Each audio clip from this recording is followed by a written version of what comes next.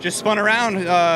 You know, I actually felt like I hung onto it for a long ways, and then finally it went. You know, I don't know if it was the left rear that went down or the right rear that went down, but man, tore up 3 JGR cars in one hit, and also Junior. You know, so I feel bad, horrible for those guys. But man, nothing that we did wrong. You know, obviously Goodyear tires just aren't very good at holding air, so it's very frustrating when we have that down here every single year we've been here. Last year we had it as well too. It wrecked us in practice and tore up a car. A few cars actually were in that as well. So you're trying to win the Daytona 500 here, you know, and that's just so disappointing.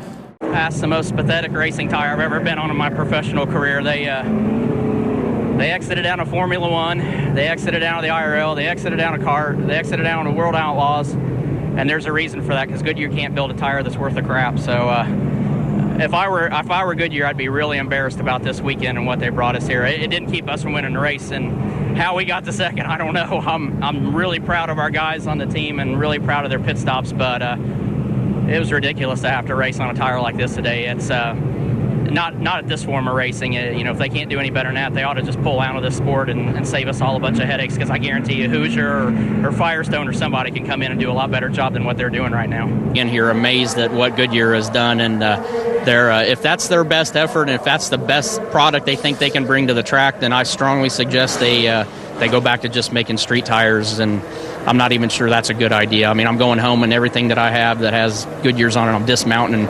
I'm more upset with Greg Biffle. He's the most unprofessional little scaredy cat I've ever seen in my life. He wouldn't even fight me like a man after. So if someone texts me his address, I'll go see him Wednesday at his house and show him what he really needs. He needs a friggin' whooping.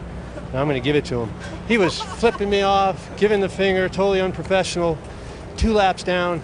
I mean, he's a chump. I went over there to go talk to him. He wouldn't even let me get out of the car, and he comes over and throws a few little baby punches, and then when I get out, he runs away and hides behind some big guys. But he won't hide from me long. I'll find him.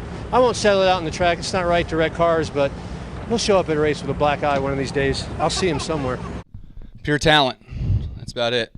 My pit crew did absolutely nothing to help me out tonight. My truck drove like shit, and these splitters are absolutely horrendous. You can't pass in traffic. You can't race alongside anybody. You can't get within 5 truck lengths of no one. But somehow, some way, I was able to get back to the front. Had a blast. Did it impact you, how you raced, Justin? The fact that you're on probation after that, he said he was racing you.